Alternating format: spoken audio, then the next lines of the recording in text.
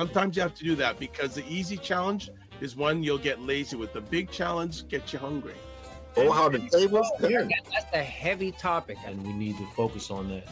If not for yourself, then do it for your children. Black book is in black. Hey, Black book. Men Talk, Black Book.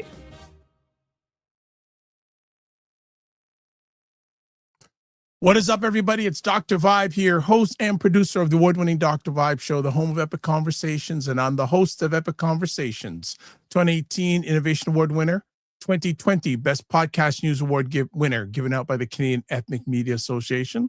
I also co-host and co-produce the only online show in the world for dads, fathers, and male caregivers. It's sponsored by Dove Men Plus Care. And as always, I like to say you're blessed, highly favored, a magnet for miracles, and a solution for someone's problem.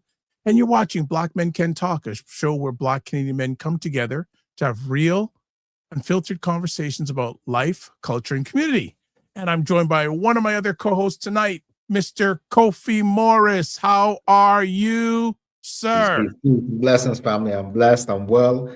And as they say, I'm blessed and highly favored, walking in the grace, give thanks for another blessed day to come together and share this space.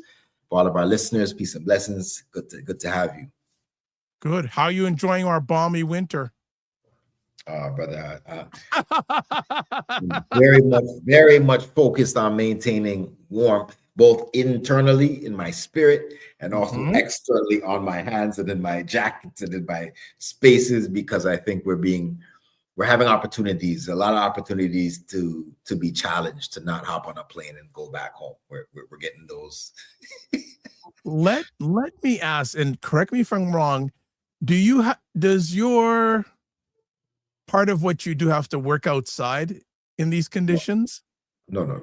Okay, good. No. Good.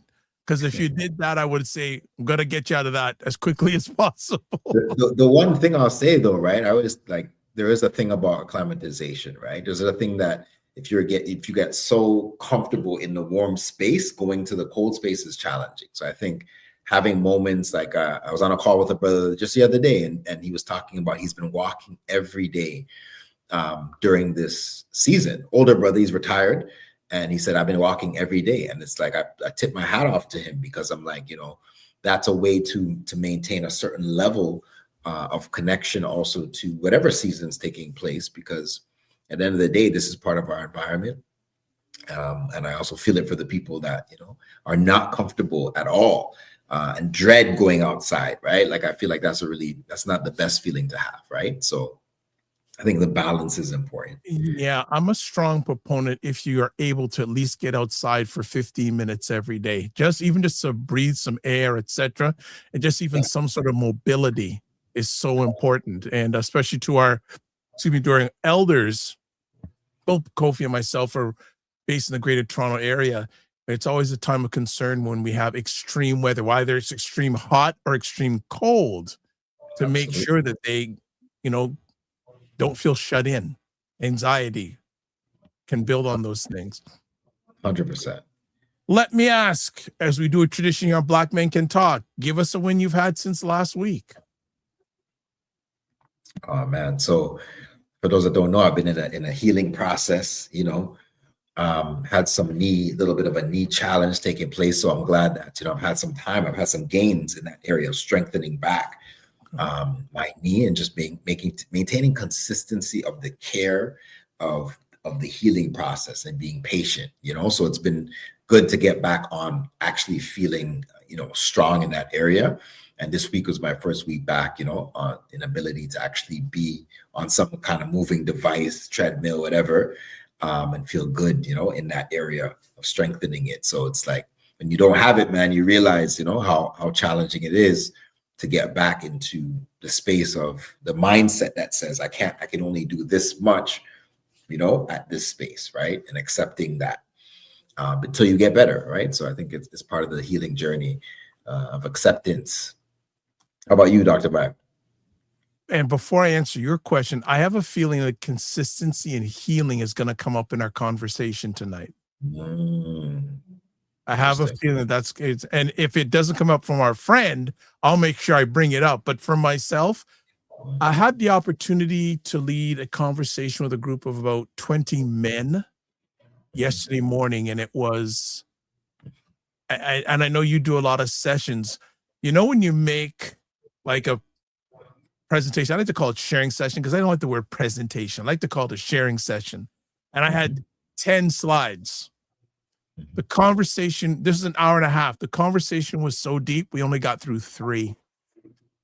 Wow. It See, that's how was it goes sometimes. When the engagement is there, man, that's what happens. yeah, you know, it was just beautiful. And the best thing is, next month we can do part 2. I don't have to prepare anything. Everything's right there. 100%. 100%. Right There you there. go. It is so, and a number of men sharing, and this may be I'm just thinking another topic, conversation piece for another Black Men Can Talk. I asked, one of the questions I asked was, and we were talking about love because this is Love Month, Valentine's Day month. I asked them, first of all, how many men grew up in a loving home? And how has that impacted your love walk as a guy, as a man? And then also I asked, how many men grew up in a not loving home, and how's that impacted your love walk? Huge, huge, huge, huge. But I'd like to hear how that It was amazing. Actually, yeah. Quick story, you know, let me answer my question because I don't want to take up our guest's time. That was a win. But what quick story, one of the gentlemen said when he was growing up, his father was a mechanic. And one evening, they lived in Scarborough at the time. This guy when he was younger, drove out to Brampton, and his car broke down. And his father was a mechanic. And this was the days, no GPS, right? There you go. Called his dad on a pay phone and said, "Dad, my car's broken down. Where are you?" His dad didn't know the geography of Brampton, but he told him where, and he found him and he fixed the car. Wow, right there. And oh man, it's beautiful that, you know, if you have someone you can call in that situation and you can get the support that you need, that's family. It's beautiful, man. It's good to know they can rely on I think we should have that as a conversation topic, because the whole aspect of, you know, maybe Black men and the foundations of love. Black men and just love, just in general. Maybe, but we'll find something on it. We'll find something on it. All right, 100%. We're gonna go for a quick break. When we come back, we'll do some housekeeping, and we have another wonderful friend who's gonna hang out with us. And tonight's conversation, it's always good. This gentleman's gonna take it to the next level.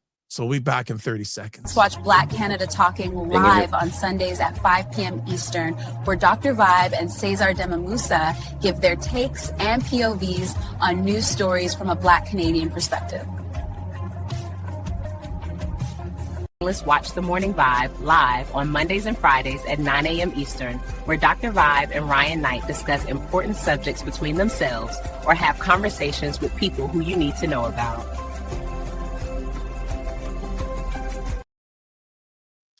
All right, let's get back to it. Let's get some housekeeping done. Subscribe to the Dr. Vibe Show on YouTube and hit the notification button. Also, like the Dr. Vibe Show on Facebook, LinkedIn, Instagram, TikTok, and Blue Sky and Substack. If you want to advertise your business, product, or service on any of the platforms that I'm a part of, email me, dr.vibe at the drvibeshow.com. Also, if you got a question or take, use your favorite digital device. Go to callme.ro.com, use the code FSPL8L, then go to the next screen, put in your name, hit the green button, you can join us. And I'm going to have Kofi, as he takes, because the heat's here tonight, he's taking off his sweatshirt. Hey, he's going to introduce our special friend for our conversation. So Kofi, I pass it on to you. Yes, peace and blessings, family. I'm humbled to have, you know, one of our community elders, you know, on with us tonight. We've known this brother for quite some time in the community space, doing amazing work in the spaces of mental health. I'll just actually read out Brother Akwaatu Khenti's bio. So researcher, teacher, human rights advocate, planner, and strategist, director of social policy and analysis and research at the City of Toronto, former Director of Community Resources at the city, former Director of Transformative Global Health at the Center of Addiction and Mental Health here in Toronto, and Associate Professor with the Dalla Lana School of Public Health, University of Toronto. Special degree in economics, master's in political science from the University of Toronto, and a PhD in health policy and equity from York University. So without any further ado, I want to bring on our brother, Akwaatu Khenti. Looking forward to a blessed conversation, brother. Good to have you in the space. Welcome. Pleased to be here. Pleased to be here. Thank you for inviting me.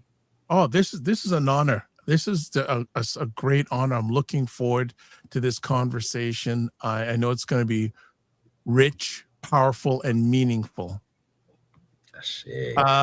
Kofi, do you want to start or do you want me to start? 100%. No, I mean, welcome to the space once again, brother. For those who are joining tonight, I definitely suggest, you come with your questions, your thoughts, insight, perspective. We may even get an opportunity for you to call in if you wish. If you want to ask a live question on the set, the second part of the show. So Dr. Vibe, when we take a break, we'll explain how you can do that. But just as a way to kind of spark off the conversation, when we think about this concept of our history, being the key to our liberation, I'm wondering, Akwaatu, like what does liberation mean to you personally and professionally? Big question. For me, liberation means reconstitution of our holistic identity, an understanding of what it meant, what it means, and what it ought to mean in the future to be African people. And when I say holistic, continental, diasporic, Pacific Islanders, the Black presence in Europe, the Black experience in South America, the global Black experience is very important because it's very different, but integrated with the Nile Valley civilizations, which we often ignore as a critical foundation for any African Renaissance that is to come. Very important. I also think we also have to understand the evolution of humanity, Homo sapiens sapiens in Africa, because Africans are the mothers and fathers of humanity. And we don't talk a lot about what that means, even though we continue to be the recipients of intellectual derogation. Our humanity continues to be at question. Some 19th century methods are still being used to sort of question the intellectual, the physical, the moral fiber of African people. And, Donald Trump, the day before yesterday, had the audacity to use Obama and his wife's head on top of gorillas or monkeys or something like that, and didn't apologize. And I don't think he should apologize because he wouldn't even be sorry. But I mean, Obama and his wife have been the butt of these monkey metaphors and associations in social media for a long time. And it really is an effort to sort of sustain this right perception of our inhumanity, that we are closer to the apes than Europeans, which is actually factually false. It's false anthropologically, false on many levels, but since when Homo sapiens emerged in Africa, they were Black. And it's only after they migrated to different parts of the world, up to Siberia, various parts of Eurasia, that their appearance changed, their phenotype changed. But here we are in 2026, and there are people who want to continue to question our very humanity, and they get away with it. This is what is so troubling, that we don't understand what these guys actually mean and what the impact is of their continued assault on our humanity, because the world watches this stuff. That's right. And we don't come up with answers and explain what these guys really mean. What does it really mean when you put Obama and his wife's face and head on top of monkeys? Is it just a joke? Is it just an insult? Or is it deeper than that? And I'm one of those people who believe that it's deeper than that. It's a sustaining of the idea that we are not human beings, really. We're animals. even though all human beings are animals, but we like animals apart from the other animals. Just to, stay on track. So we have to be able to articulate our humanity and defend our humanity on the basis of a solid understanding of what that humanity means.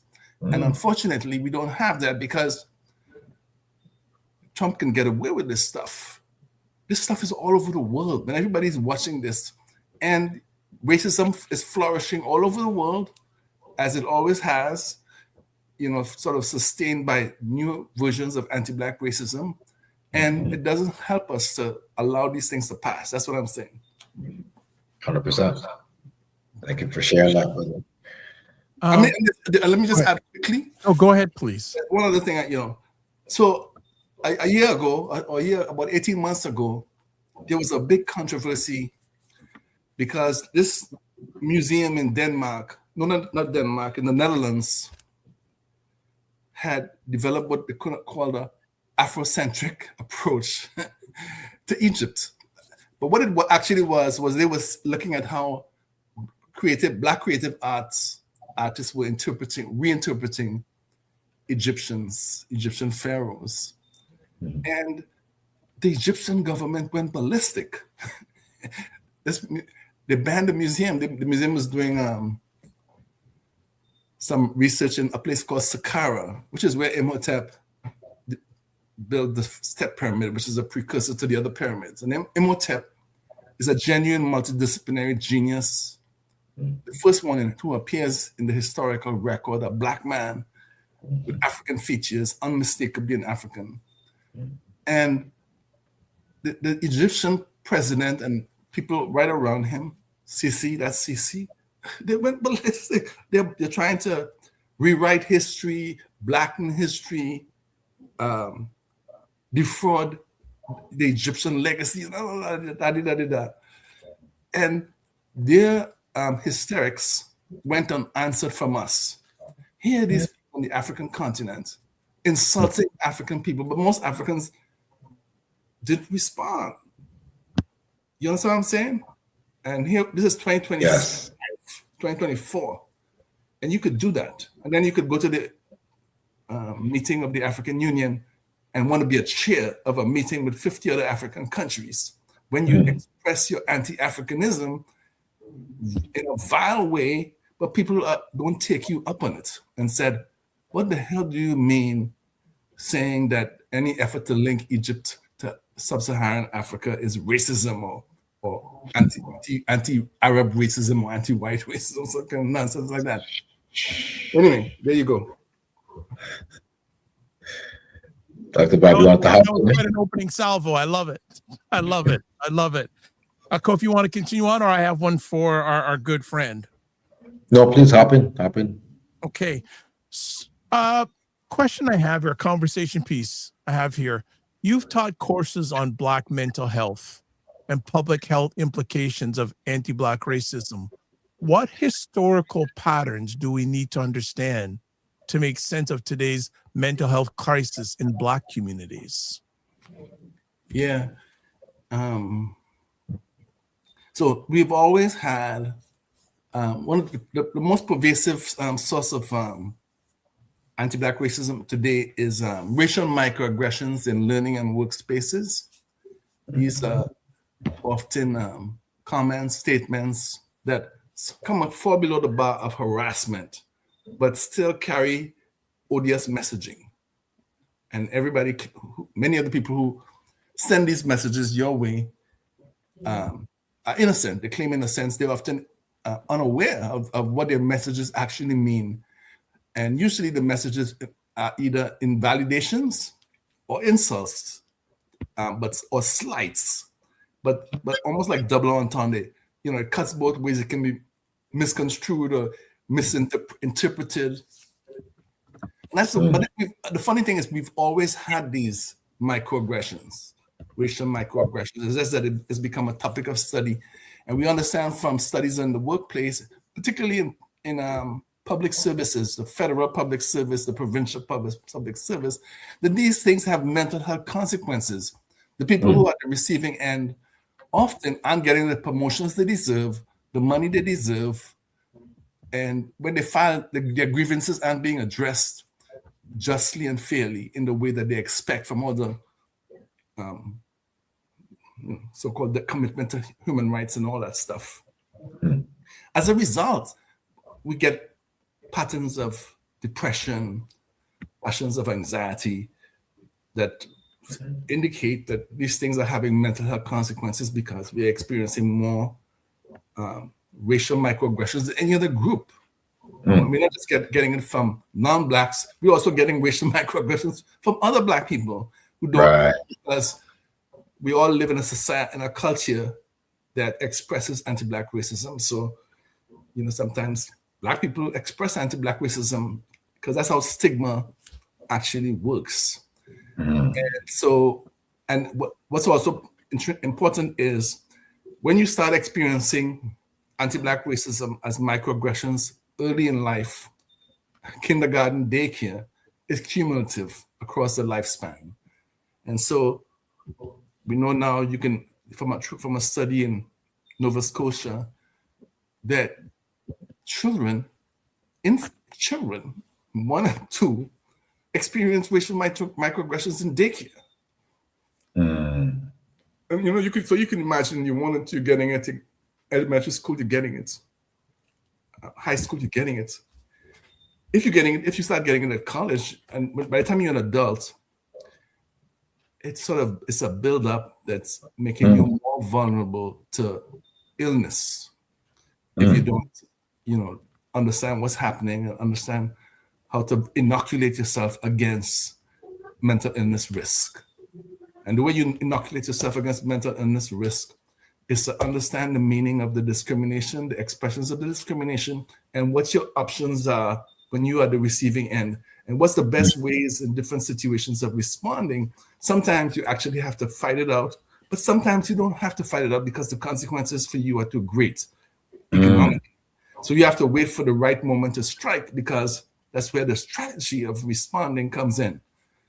And by the way, studies about racism have been done now that weren't around 20 years ago. And so we know that black people say they experienced racism in the past year about 52% of the time, compared to Asians who experience it about 30 to 38% of the time, 32 to 38%. And the only people close is indigenous people who say they experienced about 52% of the past year racism, have 52% past year racism. And that also applies to hate, so all of this makes you vulnerable. So even if you're not experiencing harsh racism like that, because as you rise up the ladder, as many people do, there are studies showing that when you rise up that ladder, you have fewer black people around you to support you, fewer people to confide in and to be mentored by. The anxiety risk, the mental health risk are amplified, especially for black men. And this is not new. W.E.B. Du Bois talked about double consciousness, but what that means is that there's two realities, and you're going up that ladder, and there's two realities, but everybody says, "Oh, there's only one reality," and you have to speak to that one reality, the white reality. Meanwhile, your reality, you're dealing with it. Now, when you have other black people to talk about it, then you get authentic confirmation that you're not crazy. I thought I heard trigger, but it could have been nigga. You know what I'm saying? So you check. Did I hear this person insulting me right or not? Or was I making this up in my mind and that kind of stuff? Yo, you climb up that ladder. By the way, as you climb up, the disparity between what you're earning and what you ought to be earning can be amplified as well. So even though the people at the bottom looking up saying, "Oh my God, that guy's still doing so well, look at his salary," but your peers are making more than you for the same qualifications and the same level of experience and expertise, and that doesn't help your mental health either, right? So you're managing your double consciousness, which means your black truth, so to speak, or your black reality, while the other reality, the ultra reality, is not cognizant of what you're experiencing. So thus it is that you become more susceptible to depression and anxiety. And if left untreated, you could end up with severe depression or something like that. Mhm. I just want to jump into some quick things. Paul Osbourne says, welcome, Elder. Honored to have you here. And so just doing a reset, we are having an incredible conversation with Akwaatu Khenti about our history as the key to our liberation on Black Men Can Talk. Brother Kofi, go ahead. Man, so many things have come to mind. And, anytime, Brother Akwaatu speaks, it's the level of not only awareness and understanding of these topics, but being able to put them in terms that we can understand is key and critical. Say Malcolm used to say it plain, right? And I think Brother Akwaatu often has that ability. And I think when you speak about microaggressions, I think it's still something in our community that we're trying to come to grips to understand on various levels, because it's become sometimes it's so overt, right? That we don't, like let's say regular people coming out from, let's say, post-secondary into professional environments that have not been exposed to some of this language, don't necessarily know what to call it, don't understand that there's ways that you can track this, trace this, and understand how to approach it, but it's just accepted, right? Or there's an internal fight that's going on that can't be fought externally because they don't have the tools. And they're just trying to make a name for themselves in a field. So I'm thinking, as you mentioned, the impact on our mental health with these things, and then not knowing who you can talk to, who you can have a healthy dialogue with. We often talk about safe spaces for Black men to be able to unpack certain things. I don't think there's a lot of safe spaces for our community, really, to unpack these kind of things and have it reflected back to you. If you go to a counselor, they don't necessarily speak with this language. If you're not going to a counselor that has this aspect of consciousness in their practice. So, it's there's so much to unpack there. But my thought is the acknowledgement of being able to manage these things, and also people will say, you should be grateful, right? You should be grateful that you have this job and you have this, all of the perks that come along with an environment that can be toxic, right? And how we navigate that. I'm thinking, what have you seen in terms of other brothers and sisters in the field that you've come across that they themselves are navigating this? Like, what have you seen, brother, in terms of how they deal with it? And then also, what are some approaches that are actually being used that are helping us? Yeah, so there's I guess you could say, a continuum of responses and strategies. And I know for me personally, I have to have a mentor. You understand? As much experience as I have, as many books as I've read, hey, I have to have a mentor. You got to actually test, at the very least, to test the validity of your strategy, the what you're missing, because nobody's perfect. Right. But the biggest mistake I see some of my brothers and sisters making is not having a mentor, not talking about what they're experiencing with people who've been through it. And I mean, it appears simple, but a lot of people want to weather the storm because they think they can, and they think it's an individual issue and they can win on their own. And I've seen many people lose on their own and not take advice when it's given from people more senior than me. I've sat at tables where advice has been shared and not taken because that appreciation of mentorship, of lived experience, professional lived experience, and how you apply what others have learned so that you don't have to learn it the hard way yourself. If you don't, when you don't hear it, feel as we say to our kids, but you need to say it to the professionals as well. When you don't hear, you will feel. That's why it's important to listen to people who have gone through it and take what they tell you seriously and consider their strategic suggestions seriously. And even when you don't take their suggestions as you ought not, some people don't know you, your reality is different, that you consider it a process of strategic development so that you say, I think I mightn't take that because X, Y, and Z, but I will take that, or I won't take anything that you said because I feel as though this strategy I have to go with, as opposed to blanking people out, or understanding your situation the way it's offered to you as you are the problem. So there's one thing about not taking advice, but the other thing is accepting the interpretation that's given to you without trying to create your own framing and your own understanding, so that you can have a winning frame or winning response. Just in the way you understand what's going on. Because one of the problems, of course, is to deny that racism exists. And if you build a life denying that racism exists, sometimes when racism slaps you in the face, you feel compelled to deny that racism exists and that this is part of it, and that your response has to be anti-racist. Your response has to be name it, claim it, shame it. That might be one of your strategic responses, but don't deny that it exists, because you deny that it exists means that you're not going to be able to process, and I was process the situation and the circumstances so that you can draw out what you do, right? And again, that's when you're dealing with invalidations, which lend question to your capacity, to your intellect, to your qualifications, to the expertise that you have, to the decision-making processes that you've learned to make over eons.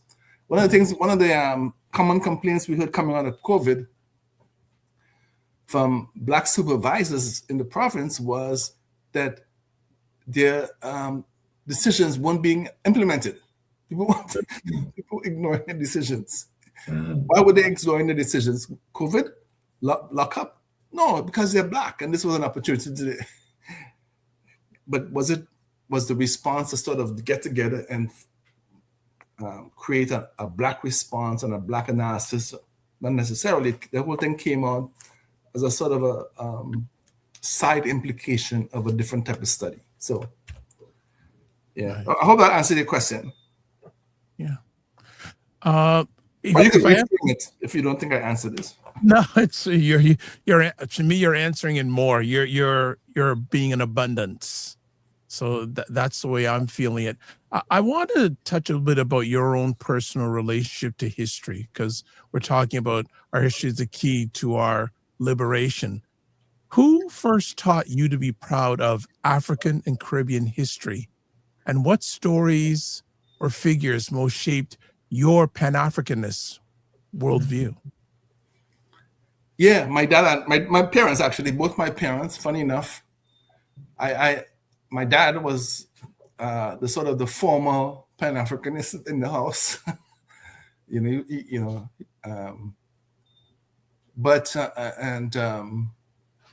come from Trinidad, and so my dad was very clear he was an African, and we were Africans. Growing up in that environment, complexionism, heroism, all that stuff. I was sort of socialized to understand those are actually mental health problems, but not conventional mental health problems. These are Black mental health problems, where Black people are not able to accept their own phenotypical appearance as normal. And you're not from my generation or the previous generation, when people used to put nose clips on their nose, these things we used to hang our clothes with. When you put a clothes on the line, you hang it and you clip it with a I forget what it's called. Clothespin. Clothespin. Yeah, clothespin. I know that. And it's had people who thought the African nose was too broad or something like that, and they put a clothespin on their nose. It's crazy.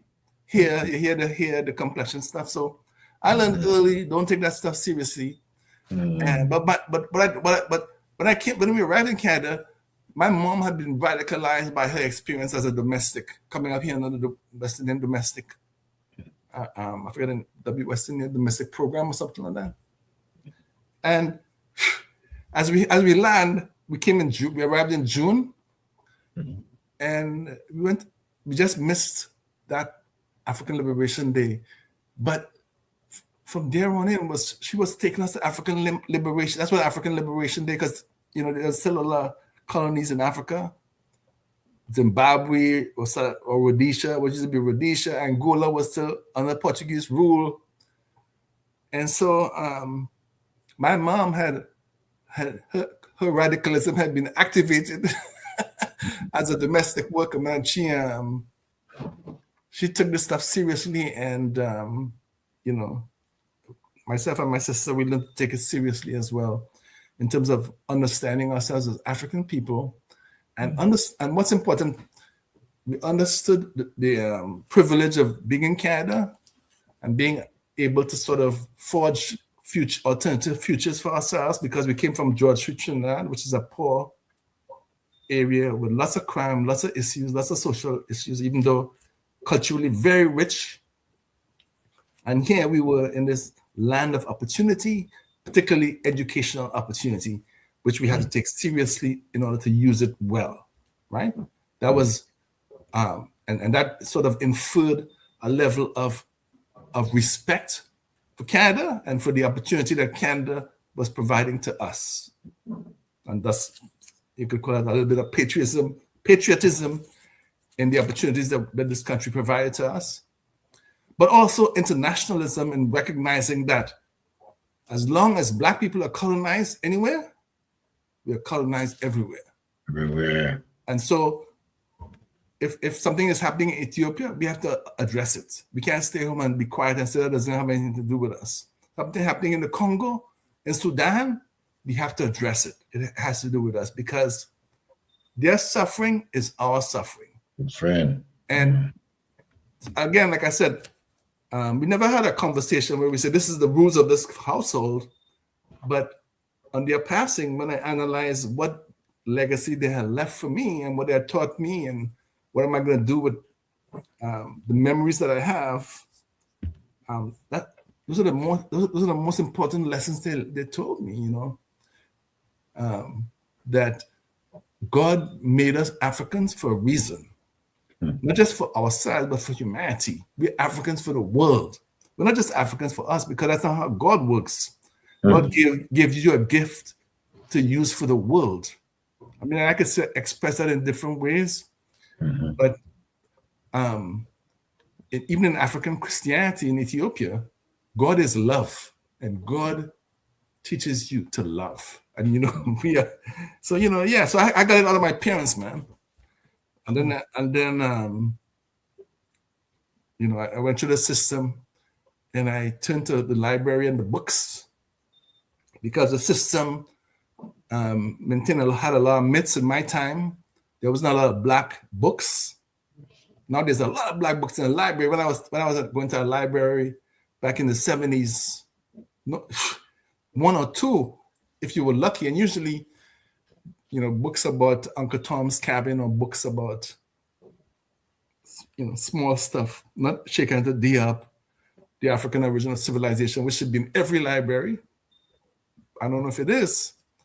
Or Stolen Legacy by George James, which should be in every library.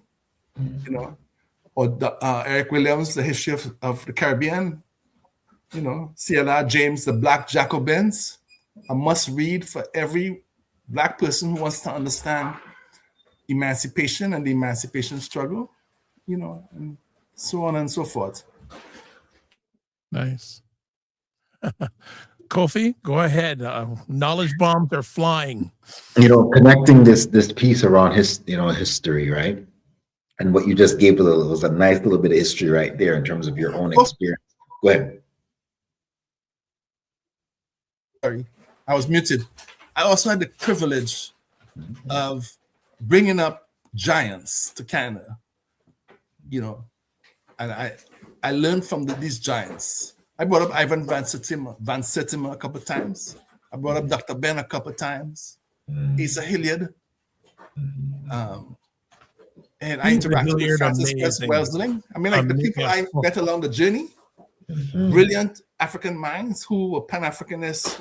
Dr. Ben had been at Malcolm X's funeral. He knew Malcolm personally. I mean, so I've had a giant of an experience. Guys, I'm on the podcast. Sorry, excuse me. It just came through the door. We laugh, we laugh. Yeah. So I have learned from masters. I have learned from some of the most brilliant Africans in the world. But I focus on the brothers because we're talking about Black men, right? So Ivan Van Sertima, I mean,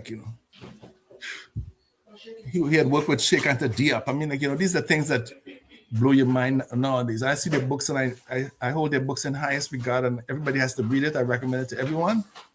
But that was also my sort of most significant learning as well. Absolutely. And for those who miss those experiences, these were historical experiences in Toronto. Someone was saying to me today of how things have changed and how, we haven't been bringing up, speakers like we were before, the communal aspect of our connection. Because that's one of the places, if you didn't see somebody for the whole year, you might see them at Afrofest, you might see them at a lecture, you might see them at some of these gatherings. Some of those things have shifted and changed, and it's even impacting the culture now in terms of, what it looks like in terms of African consciousness, right?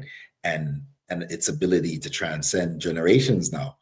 Question is, how are we connecting, why is historical awareness, right? Not just cultural work, but mental health work.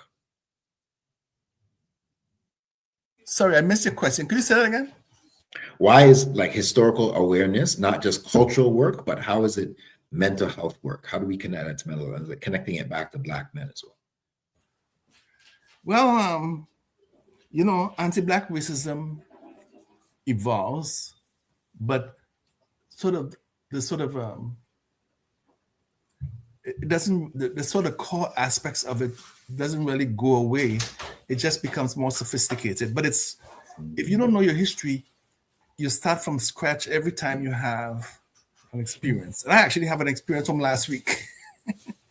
My son saw in a class was showed a map, an IQ map of the world.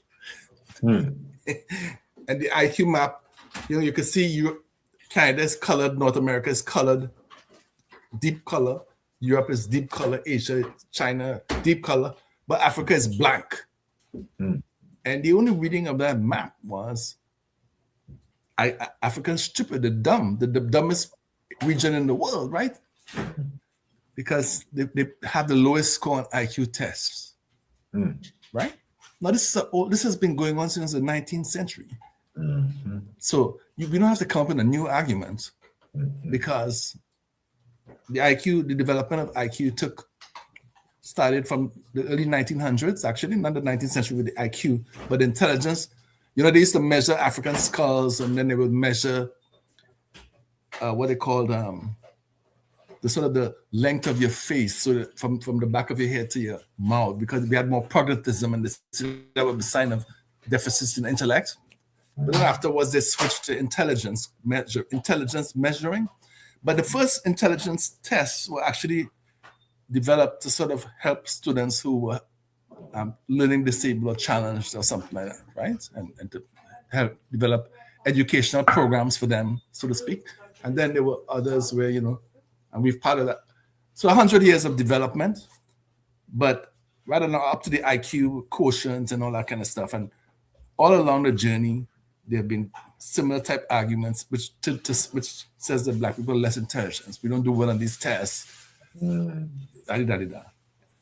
I was able to draw on that as opposed to taking it like it was something new. That's what I'm saying. I understood what that chart actually meant when I looked at it. I understood what had gone into that chart, and that the chart was both descriptive and evaluative. The chart isn't just telling you about who did the test. The chart is evaluating the results for you, because by taking the test, and the chart also is about one universal standard. This is white European or white North American for the world, because the tests are never culturally adapted for different realities. And everybody should know the history, so that because I can't believe this stuff is still going on. because we have so much resources in the Toronto District School Board, Center for Academic Excellence over here, and programs there. We got Afrocentric School, and so such base learning shouldn't be shared. I mean, we should be past that, but there you go. It's still happening. And, you know, I could go on and on because that's what you see. What you don't see, what's still happening, is children putting up their hands day in and day out and being ignored. What you don't see is the lack of affirmation for our Black beauty or beauty in our Black children, or encouragement that they can be anything in the world. That's what you don't see. And that's what's also happening. So this is what's happening that we can see. Yes. When I get that, I tell you, well, what the hell aren't we seeing? You understand what I'm saying? And if you wonder, well, why do we have these patterns of underachievement, low achievement? I mean, some of it is us, you know, parenting, the focus on academics, but a lot of it is the system that has where the racism evolves. There's no more streaming, but something is happening still to engender the underachievement. You know, this is what the system is created to construct. That's why it shouldn't be a surprise, and that's why it's very important to understand that when we send our children to the system, we better be prepared to defend them at every turn, to be their champions at every turn. Because otherwise, if you're not prepared to be like that, they shouldn't be sent into the system. One last thing, very quickly. I was talking about microaggressions. Let me tell you a microaggression that we perpetuate every single funeral. I've been going to laugh. I did my PhD on gun violence, Black homicide victimization. And I can't tell you how many times the preacher says, "What's wrong with our youth? What's wrong with our youth?" I heard it 1,000 times. What's wrong with our youth? What's wrong with our youth? What's wrong with the system that is socializing our youth to behave like that? The system that we don't control, by the way, but it's a system where we have a lot of influence because we can see people who are in very vulnerable situations who succeed, and we need to learn from them. How did you succeed? Because you were living in this area, you had 2 jobs, How did you succeed? Why did you succeed? And we take that and we apply it to everybody else, and we try to use it from a community perspective. But anyway, there it is. Huge. Time is fleeting fast. I know I'm only going to get 1 or 2 more things in, so I'm going to get this one in. If you could redesign one part of the system tomorrow, because you did talk about the system a little bit. If you could redesign one part of the system tomorrow, schools, healthcare, justice, or something else, using our history as a blueprint, where would you start and what would you change? Hey, that ain't even $1 million question. That's $1 billion question. Thank you. I received that. Okay. Where would I? What would I start and what would I change? Well, I start at the beginning, like I said, the origins of humanity, because I think that the most damaging stigma is the dehumanization stigma. And it's a stigma that is perpetuated by us as well as the system. And this is the stigma towards the African phenotype and African culture. And I could tell you, one of the easiest ways to demonstrate that we are purveyors of this stigma is to try to raise money for Haiti. And you'd be surprised how many Black people from the Caribbean won't give their money to Haiti because of voodoo. Explain that one to me. Not recognizing voodoo as an authentic religious expression, having nothing to do with the devil, but just being an authentic African religion, which came over from the continent and which has evolved into many different dimensions, right? So I think that's one thing that's very important. But I think the other thing I would want to do with schools is to emphasize training and entrepreneurial development, because in terms of community wealth,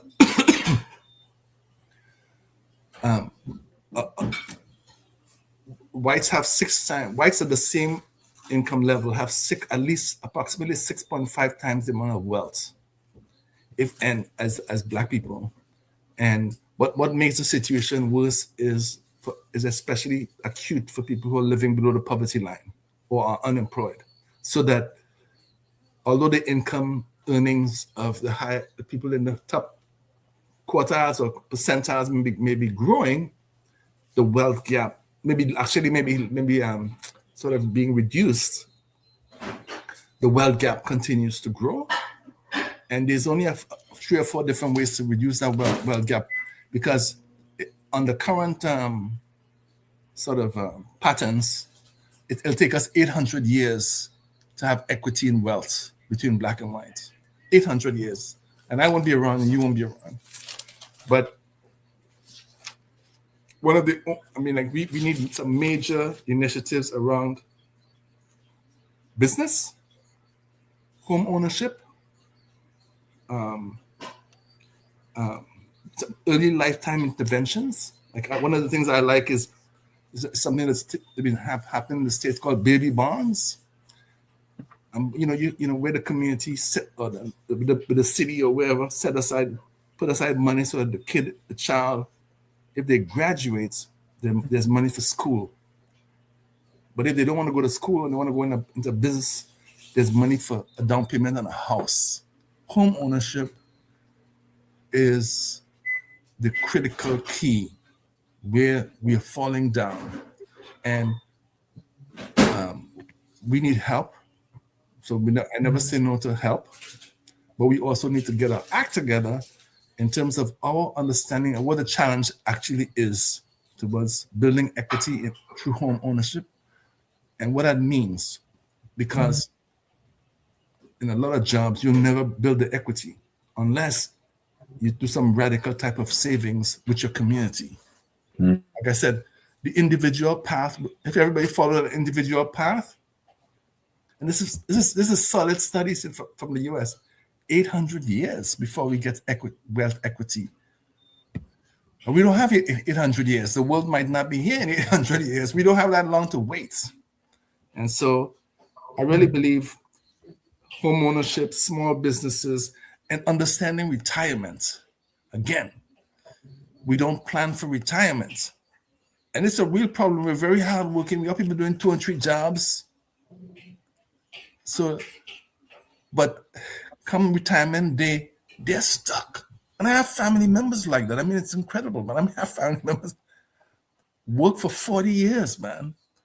But the retirement planning was problematic. You know what I'm saying? So people don't realize it. There's a retirement crisis, and people aren't realizing it, but it's coming. Yeah. So I would actually put that into our curriculum, into the Afrocentric curriculum. It's not just about understanding that we're African people. It's understanding how do we have an African future where the people who are living in poverty now could have some type of assurances that their grandchildren won't be living in poverty.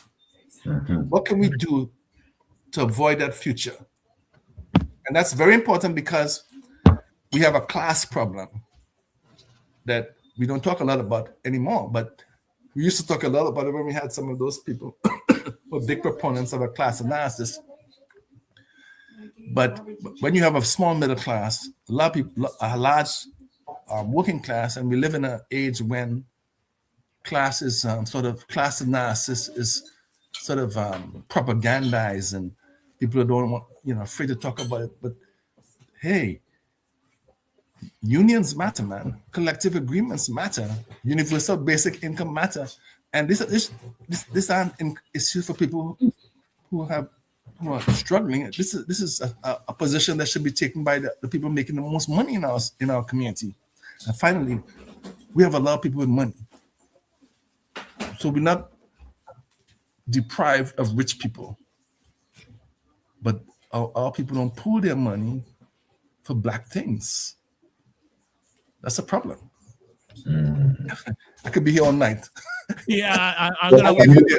Kofi, go ahead. Like, I'm gonna ask. All right, you need to come back because we got to go deeper in it because there's incredible stuff that you've shared that you've just touched the surface. Sorry on this, but Kofi, maybe one more thing, and I know because it sounds like dinner's being served there, and I don't want to keep the man from eating. No, that's my kids. No problem. I'm good. Okay, all right, brother Kofi, go ahead.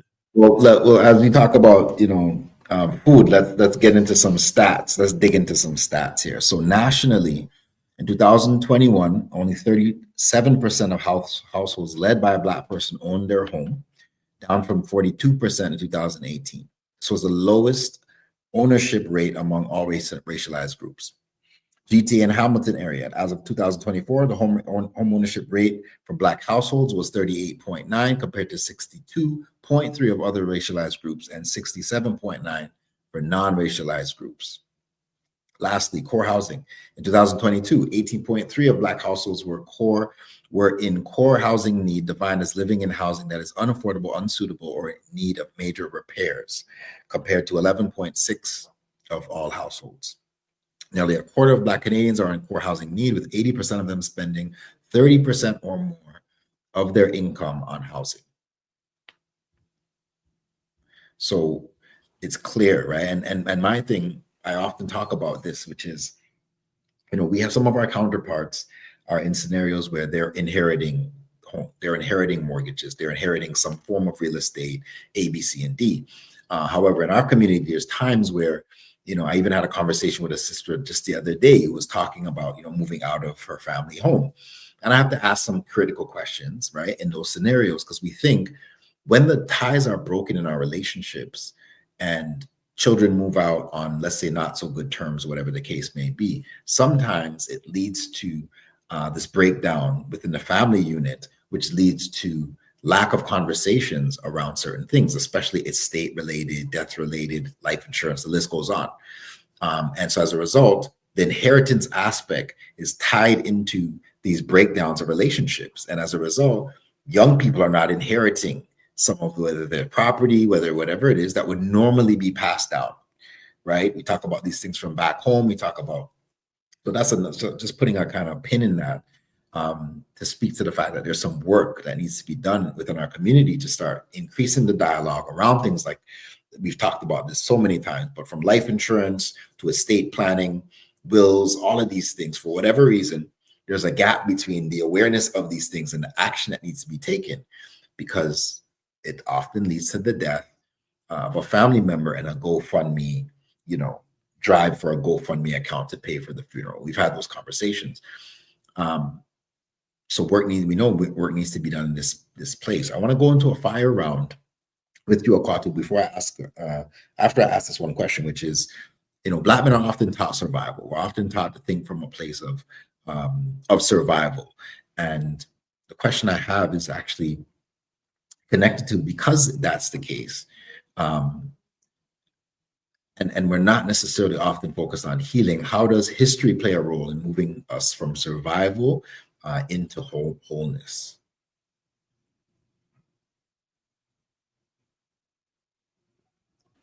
Yeah, very good question. And again, one that will take me all night to answer, but history is replete with successful initiatives and efforts by Black people to provide for themselves, to be self-sufficient, to be self-reliant. And I wouldn't start off with Marcus Garvey, because on so many aspects, Marcus Garvey raised $10 million in capital for this for the ship, the Black Star Liner, from poor people around the world. And he did this in segregated times when no internet, no Facebook, no Instagram. Yeah. So it was almost a miracle. And he did it across language groups. He had Cuba, Haiti, Brazil, Spanish, Portuguese, French, people in Africa, in different countries in Africa. I could go there, but I could also go to Black Wall Street, where entrepreneurship, credit unions, insurance, develop insurance companies, mortuaries, what they call funeral providers again. I forget. That's a big industry that it's very hard to get into. Undertakers, yes. Undertakers, man. So we have examples of multiple initiatives that work. Credit unions. And we have the Jamaican Canadian Association carried a credit union for 50 years, man. I mean, like, so singularly volunteer supported. I mean, and when they expanded and scaled up, it didn't work because the whole scale-up process didn't work, but the capitalization process was fraught with challenges, et cetera, et cetera. But credit unions, in terms of mortgages, in terms of loans, when people have fallen hard times, are essential. And we need to have a credit union in every community across the country. Not just access to banks, but access to credit unions that have roots in your community, that understand you and are accessible to you, but also that you support it when things are good and not just depend on it when things are hard, or so to speak. Yeah, but so we need to understand those initiatives because we've had many success stories in different parts of the diaspora. We've also had efforts to destroy our wealth when we succeeded. I mean, again, Tulsa is one. I don't have time to get into it, but there were riots, mass destruction of Black property and wealth right across America, and this was when they achieved wealth in segregated circumstances. And by the way, I forgot to mention one of the first ways that coming out of slavery, land acquisition and farming. That was the first emancipation initiative that worked, land and farming. And what happened? They took away the land. We lost the land. It wasn't because we were poor farmers, it's because people wanted our land. You understand? And right across the hemisphere in Colombia, 15% of Colombia is Black, and they have a lot of land, and it's being they're systematically being deprived of their land. But land is wealth, and there are ways that we actually give up our wealth, because a lot of people who migrate here forget about their property. They don't attend to their property back home. Other ethnic groups don't demonstrate the same lack of concern for true wealth, understanding and appreciating what wealth actually is, and that some of us are very wealthy and we don't even know we're wealthy. That piece of land in Dominica or St. Lucia or Trinidad or Tobago or Barbados or wherever is actually real wealth, and you actually need to nurture it and cultivate it and invest and keep it up, because it's a resource for your future and your children's future and your grandchildren's future, and it needs to be dealt with like that. You need to invest in it to keep it up. So there's different stages that we have gone through, and now we're going through another one where there's a lot of ideas out there, and there's a lot of cities that are trying to help the communities that live in those cities. So there's something called progressive procurement, where progressive cities are trying to re-engineer how they buy services in such a way that small Black businesses are brought into the loop, that they don't just use middle and large corporations and companies. They also use small-scale Black and Latino businesses and indigenous business. And this is a form of wealth redistribution, form of wealth building. That's the city of Toronto is also looking into. Democratic ownership of land and supporting democratic initiatives, worker co-ops, community land trusts. And we're learning from Nova Scotia, where community land trust has really taken off and really being used to sort of build wealth, community wealth for African Nova Scotians. And we can learn from what they're doing and apply what they're doing in Toronto. And of course, I talked about credit unions, but let's think of credit unions as locally supported finance.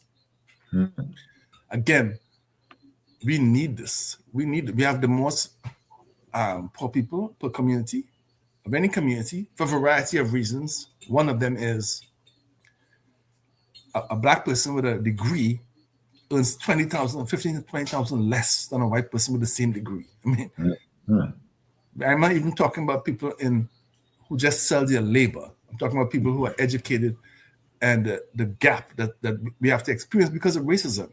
Because you have the degree, but you're not making the money that your degree entitles you to make. And this is a real problem, and something that we have to address, because we haven't gotten any reparations coming out of slavery. And this reparations is something we need to sort of look at, for not because I expect reparations or I think we're going to get the reparations that we're entitled, because I don't. But there are things that we need, such as baby bonds. I think every black child should have $50,000 for when they grow up to buy a house or go to university in lieu of reparations. Because reparations would bankrupt the Western world if we really had the power to enforce reparations. It would bankrupt the Western world. They would actually not pay us our reparations. So, case closed, right? So the question is, in lieu of reparations, what can we get? There's only a few places in America where the people who were enslaved, their descendants are still living on the plantation or near the plantation. So their reparations argument is very direct and easier to make from a legal perspective. But when you have communities that are as multicultural and diverse as ours, with people from different parts of the world, from Africa, from the Caribbean, from Europe, it makes legally the reparations claim more challenging to implement and effectuate. Anyway, so I'm off on many tangents, but I think we really got to focus on community wealth, because a big economic downturn is coming. The effects of the tariffs haven't really hit us full head on, and haven't hit America full head on. And Trump economics, man, are going to create problems for the world. We're going to have a huge economic repercussions. And because of our positioning, it's going to be tougher on us. It's just like the pandemic, we don't experience pandemics. We experience what I call syndemics. Synergy between the structure and the epidemic, so that it's harder on us coming in and it's harder on us going, and we are harder hit when it leaves. 100%. And that vulnerability has to be addressed and has to be closed, and we can do it.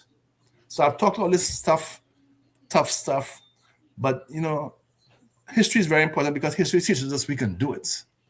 History shows us how we've done it under more terrible conditions when they were lynching Black people, and we did it. We actually we established separate communities in Southern Ontario, Southwest Ontario, with people who had no education coming out of slavery. And we did it.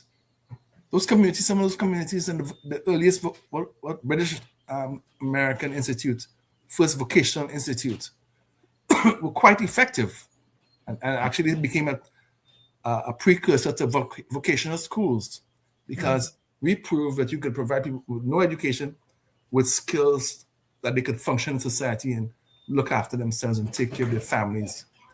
In the 19th century, when anti-Black racism was at its worst, we didn't experience during slavery. It was a different kind of anti-Black racism. You understand? The sort of we experienced more vilification post-emancipation than pre-emancipation, because pre-emancipation we were commodities. Do you understand? Yes. Post-emancipation, let me reframe it. In the 10 years after emancipation, more Black people died than in the 10 years prior to emancipation. And that's emancipation in the Caribbean, it's emancipation in America. Why is that? That's because the social determinants of health were weaponized against Black people. Housing, income, clothing. These things became ways to control Black people and actually compel them to work, if not for free, but for as little as they needed to barely survive. And the social determinants since emancipation, we've almost never earned what we're entitled to earn through our skills, our education, and our experiences because we're Black. Being Black has been a rationale for paying us less and depriving us of the wealth to which we were entitled. I could just go on and on in a catalog of ills and deficits and stuff like that. But the point is that we survived despite that. We thrived despite that. And the reason we thrived is because the church was a core institution, and it's no longer the core institution that it used to be for the Black community.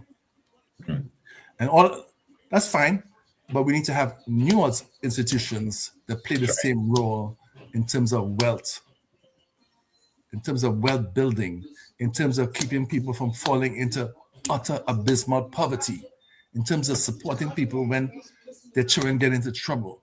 The worst thing you can do when your child is in trouble is not show up in court. It's the worst thing.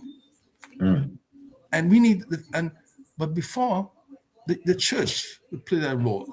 Because you having such a hard time with your children at home, the church will help you. But now we have this single parent phenomenon where people trying to raise the children by themselves or are socially isolated. And we really have single parents and single parenting. And it's so challenging for people who are, how could you pick? There's no, single parenting doesn't work. Everybody needs family to raise children. And I don't mean conventional nuclear family. I just mean family. You understand? Family to send the same message about discipline, about behavior, about aspirations, about learning, about problem solving, etc. And we just need to sort of reinvent institutions that play the same role as the church did for us in the 19th century and the early 20th century that it's not doing now. I mean, there's some small churches that are doing it. Some congregations are standing strong. But then there's a lot of people whose commitment to the church has fallen off. Commitment to the mosque. I talk about church because that's my own personal background. But I'm sure other faiths have similar type experiences. 100%.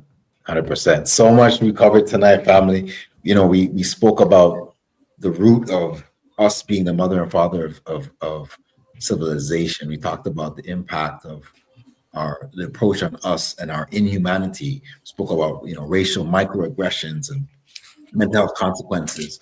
We spoke about double consciousness and everything from the community land trust, the locally supported finance, credit unions, things that we've done in our past that have helped to impact our community, and the role of community in raising our children.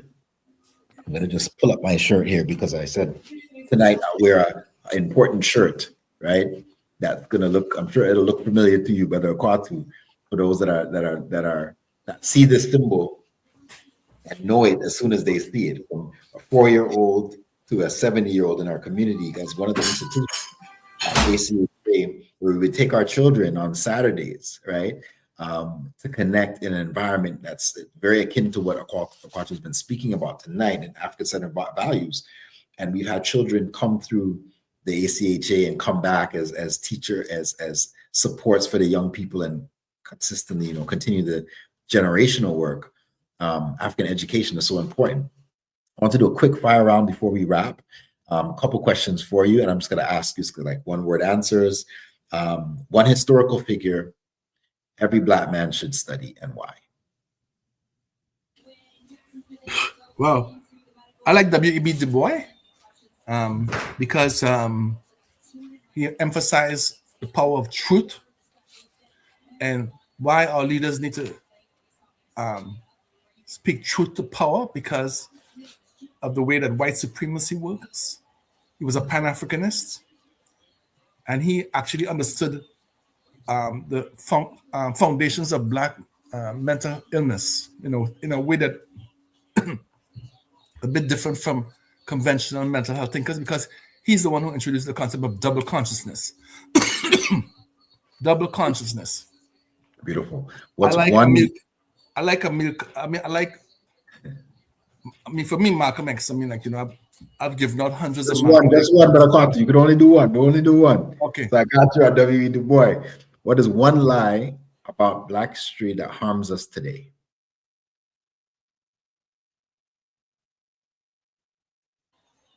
Can you say that again? One lie about our history that still harms us today. One line about our history. One lie. One line about history. One lie. One lie. A lie. Okay. Easy. I'll quote Amilcar Cabral, anti-colonialist, West African champion. He said, I might not say it exactly, but I love it. Mask no difficulties, tell no lies, claim no easy victories. Mask no difficulties, tell no lies, claim no easy victories. Because the struggle is struggle. The lies, we're living in a lie. We live in a lie. Our humanity is we got to be committed to truth and to understanding what that means. Understanding what truth actually means. Claim no easy victories. Hey, it took us 500 years to get to where we are. It'll take us 500 years to get to a new place. You understand what I'm saying? And I love this quote from Amilcar Cabral. There's so many quotes that I like. I love Marcus Garvey. I love Marcus Garvey is just like a repository of quotes. You could just go with Marcus Garvey. Bob Marley has some, sorry. But you know what? Just in terms of living today, there's something in one of Bob Marley's songs where he say, see them going on their spaceship, 1,000,000 miles from reality. No thought for you, no thought for me. We got people who thinking about going to live in Mars. These billionaires, they're destroying the world, and they figure they can go to Mars. Mm-hmm. Bob Marley was singing this song before these guys existed and come up with their plans about the environmental destruction taking place on the earth and how they plan to cope with it or not cope with it. You understand what I'm 100%. saying? This is we're living in some crazy times, the era of Trump. And so we have to go back to basics on some things, man. We have to go back to basics. And you know what? Sorry. Paul Robeson is the person I want to leave you with. Mm-hmm. Paul Robeson is one of the least celebrated masters of their own fate. Mm-hmm. Because here was someone talented. This guy could sing, this guy could act, this guy could do. He was an athlete. He was an intellect. He was a real genius. I wish if I come back, I want to be somebody like Paul Robeson. I could do everything. I could sing. I could write a book. I could orate. But you know what makes Paul Robeson outstanding is that he stood up to fascists, because he lived during the time of McCarthy, and we're living during the time of Trump. And it's very similar. In fact, it's actually worse in Trump in terms of numbers and what's happening. And he said, I'm a great patriot. He was accused of being, they said, go and live in Russia. He said, I ain't going to live in Russia. My grandfather's a slave. He built this land. Why the hell would I go to live in Russia when my grandparents were slaves 100 miles from here? And their blood is in the soil of America. Why would I go and live in Russia? But if you think that I'm going to be someone who forgets that my suffering and my people's suffering are linked to the people's suffering in Africa and the people suffering in America and the people suffering in Europe because of colonialism and imperialism. And we're living in an age of a sort of effort to restore colonialism and imperialism. It's not going to work but the effort is underway. And someone like Paul Robeson is someone to look up to, because he paid a hefty price, but he understood the value of collective work and responsibility, the value of sharing, and the value of humanity and love. Because he said it, you can't get to peace through war. You can only get to peace through peace. This is Paul Robeson. That's not an exact quote, but it's a powerful quote that's appropriate for people who say you need to get through to who want to go to war to achieve peace. And Paul Robeson, one of ours, you can't get to peace through war. Martin Luther King was like that too, right? So lastly, brotherhood is healing when Black men learn to share. When Black men learn to share, like I have prostate cancer, and I'm surprised. I talk about it all the time because prostate cancer kills us. A lot of the white people who get prostate cancer, they get treated early. But a lot of Black people who get prostate cancer die because they don't deal with it. They don't share. And they don't share because we've been socialized to anti-masculine masculinity. Yes. I call anti-masculine masculinity because we're not supposed to be men in this culture. So I share that because I'm dealing with it, and I want Black men to deal with their risk.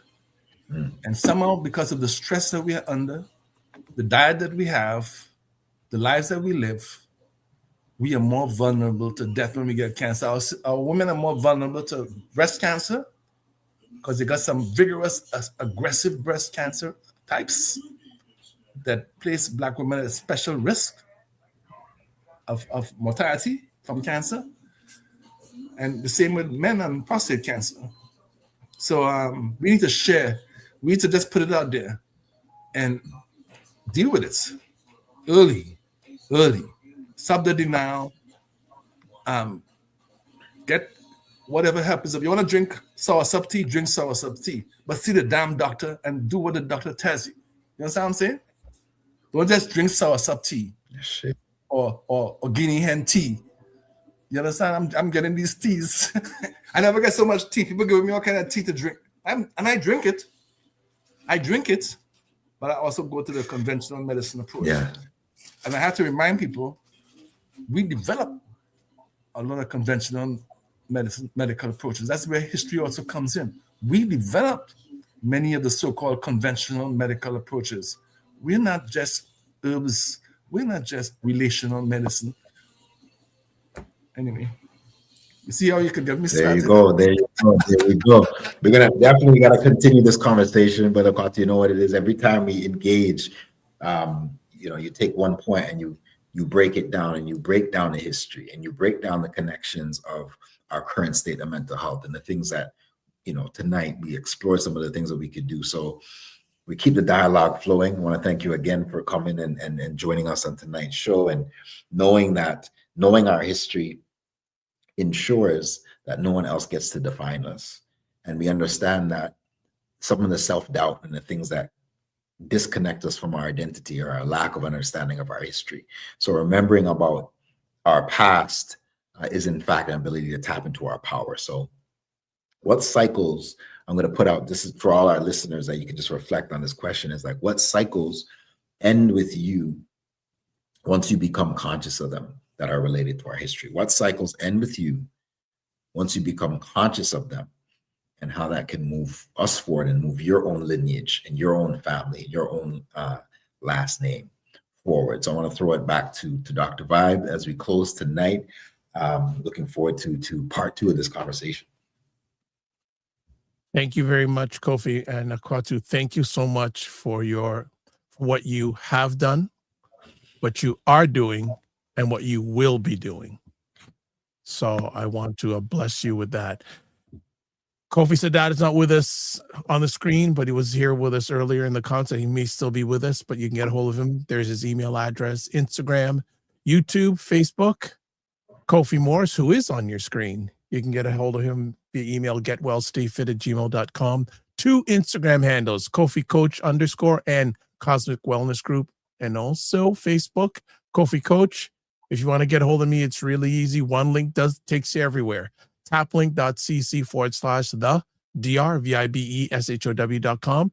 And we'd like to hear from you. So reach out to us via email, Black Men Can Talk, BLKMEN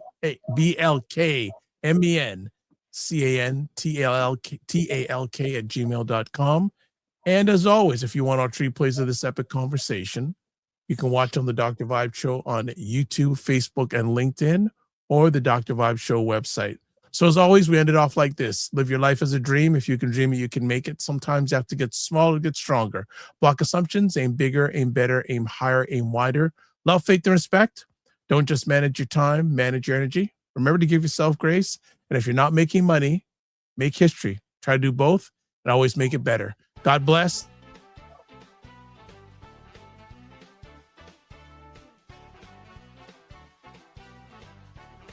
Time that our parents, they're like, I have nothing to teach you. I don't know nothing. And they know so my dad's at that point now. It says, That's my point. But I'm saying, no, Dad, you got lots more to give. You know how cold it is when these 2 brothers in their yard. You know that. You know that. You don't know that, bro. You know No that. joke. I know we all have these things, but you know what? My go-to is this thing. Wow. Black book. You see that? Black book. Men Talk, Black Book.